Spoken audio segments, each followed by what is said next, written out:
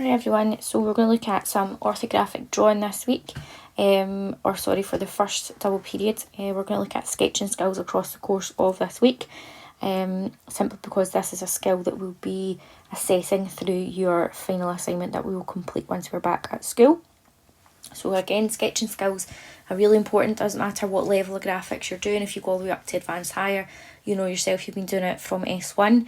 It's a skill that you can improve on simply by practicing. So doodling, looking at objects that you've got in the house, looking at past paper questions with some drawings and trying to recreate the sketches. You don't have to come up with your own ideas.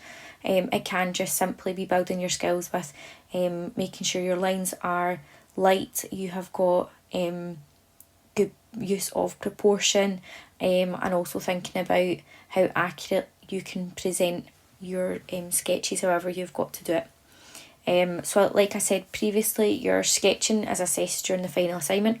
It's not something that we assess if it was an exam style question.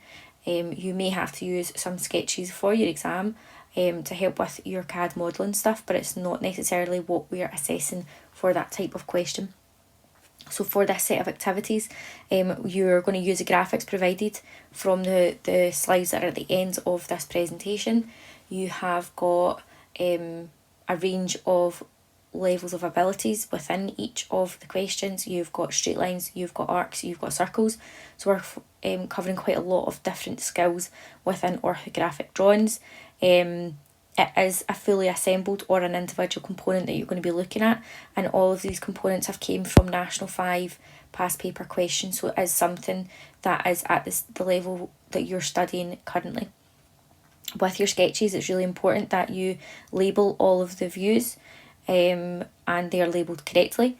We use the third angle projection symbol on your drawing sheet, using the correct positioning for all of your views. So I don't want to see people trying to squeeze everything in or run out of room. So plan how your sketch is going to look before you actually start it. We should have everything accurately proportioned. I'm not asking you to have a ruler and measure everything, but it should be proportional. And then if you are given any dimensions, add in your dimensions as shown. You don't need to make up any. It's only if they're already on the drawing in front of you, and then using the correct line type. Most of them will just be outlines and centre lines. We will in future ask you to add in things like your hidden detail. Once you've completed each of the activities, you should take a photograph and upload it. Please make sure you're labelling your work just so we know which activity it is that you're doing. They are very different, so it should be straightforward, but just remember you would put your name on any bits of paper in class, so try and do the same when we are in online learning. So the first activity we're going to look at is from 2007, question 1. It's a little component that would then be added onto a kind of wooden length and a little stopper at the end. Okay, we don't need to worry about the rest of the images. I'm going to show you a little CAD model of the item that you're going to be sketching, and then I'm going to show you a video of how I sketched my own version of this. Okay, now please bear in mind that this was done kind of quite quickly, under a little bit of pressure because I'm videoing it for you guys, so please be kind, and you can use that to complete the first task. Okay, so what we've got here is a little CAD model of the part that you're sketching. This is a kind of isometric view of it. If we look at the front, which would be our elevation, we can then click to the right and see the end elevation, click back to the front, and then look at the plan view from above.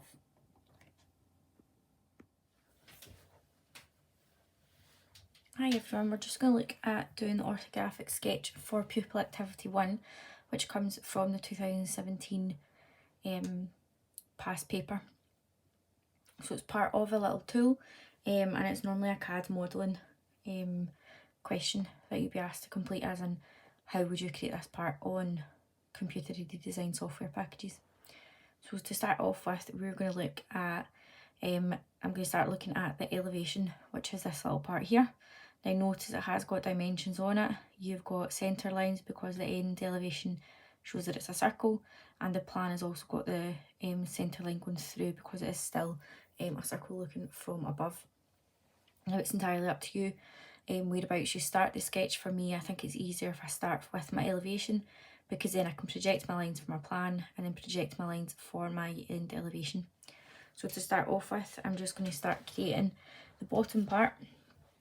So I'm going to come up from a little title block that I've got drawn, and again, remember, this doesn't need to be drawn to scale, but we should be trying to keep it as straight and proportional as possible. Remember, we're not looking for hairy lines. So what I mean by that is doing something like this. We want a nice continuous line, trying to move from your elbow rather than your wrist. From here, I'm going to create a box that this would fit in. It's going to help me with my little angle that I'm going to go for, and I might turn the page, so hopefully it stays on the screen.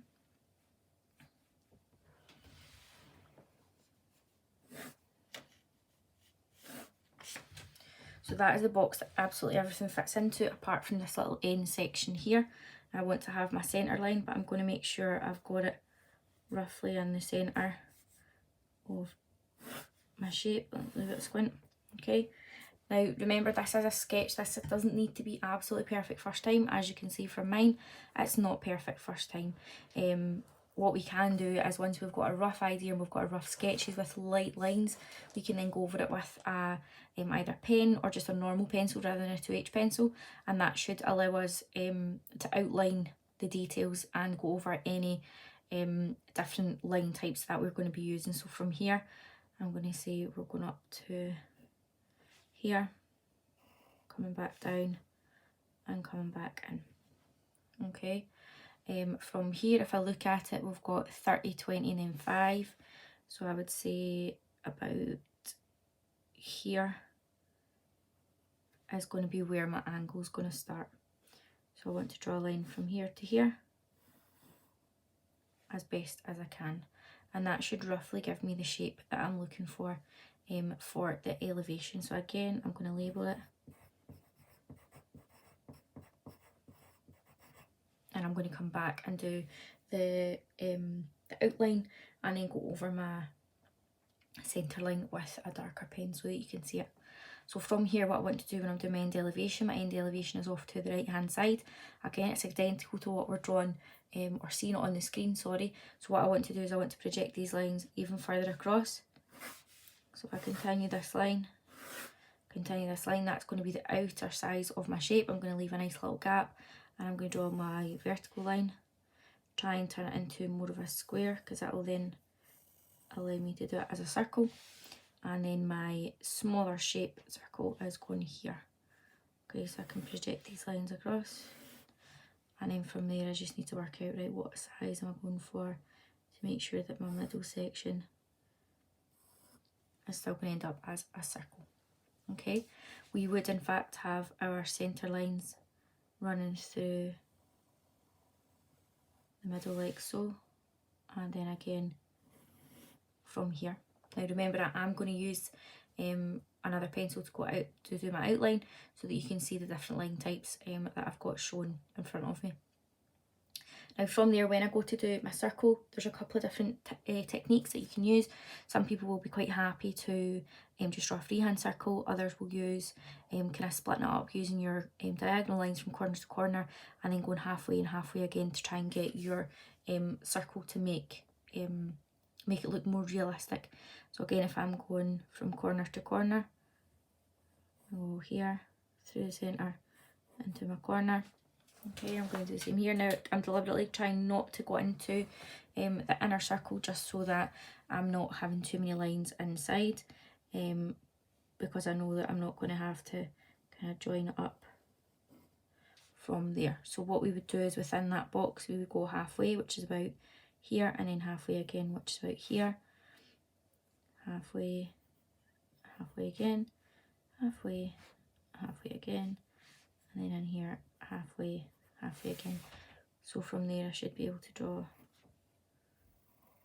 a circle touching the outer points.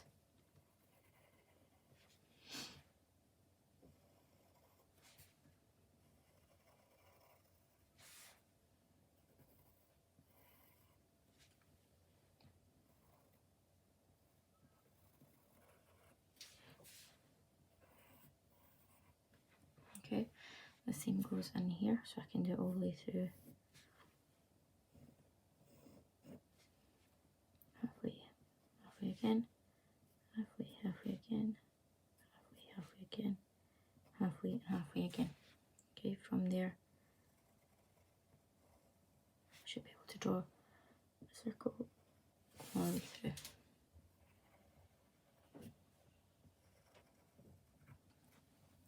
Okay, and that would be my end elevation. So again, I can label it up.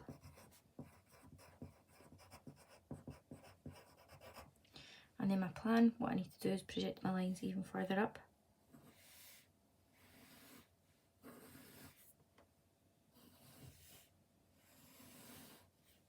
Okay, I'm going to have a starting point.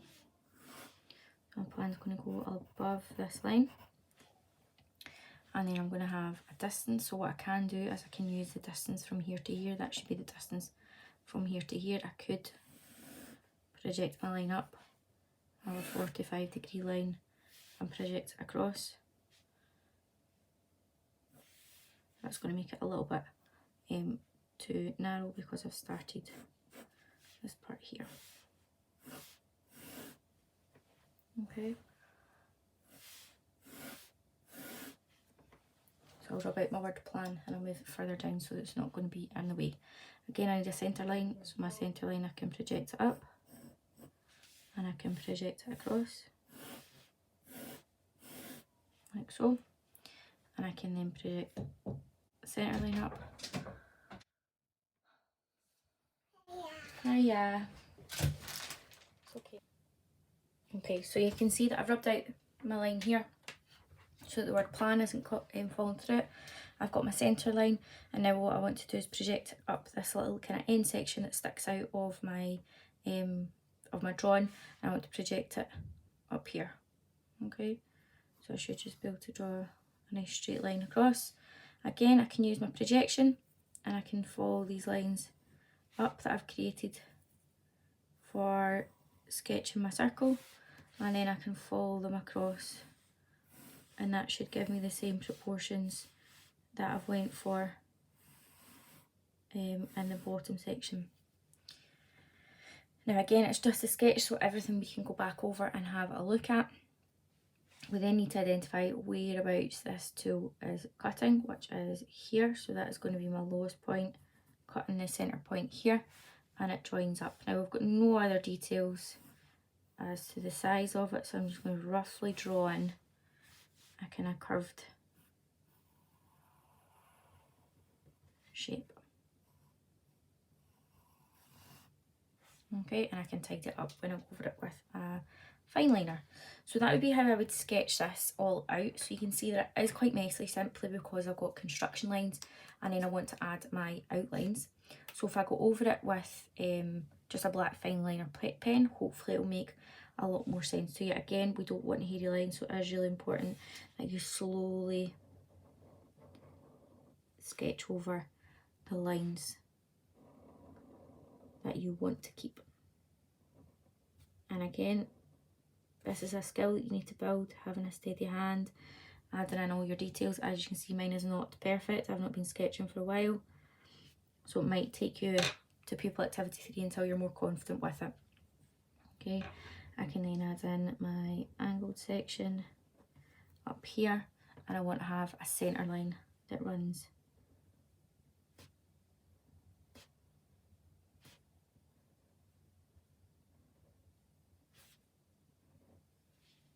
okay. I can continue on my centre line through here.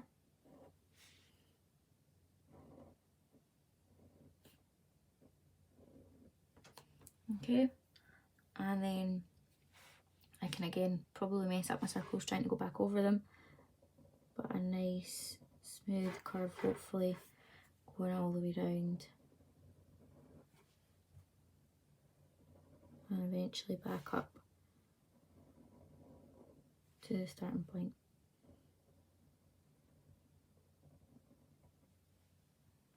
Okay, and then I've got my labels, elevation, end elevation,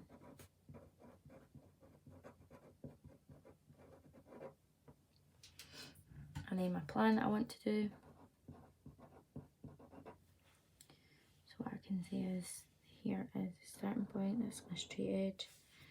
It runs all the way along to here. Just make sure you don't go any further than the lines, just because you've obviously got your construction lines, to try and keep it as neat as you possibly can.